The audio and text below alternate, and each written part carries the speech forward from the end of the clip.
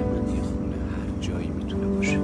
میتونه بالای ساختمون بلند باشه، میتونه توی کوچه قدیمی که زیر یه بازارچسب باشه، میتونه بزرگ یا میتونه کوچیک باشه، میتونه برای هر کس مفهومی داشته باشه یا هر رنگی داشته باشه، میتونه به رنگ آجر یا به رنگ شیشه و سنگ باشه، میتونه رنگ قرمز یا به رنگ، ولی من، یعنی بهتر بگم ما، معتقدیم خونه هر چی که باشه باید سبز باشه. بله، سبز و همیشه سبز.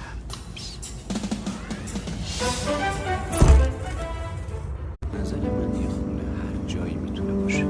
میتونه بالای ساختمون بلند باشه، میتونه توی کوچه قدیمی که زیر یه بازارچسب باشه، میتونه بزرگ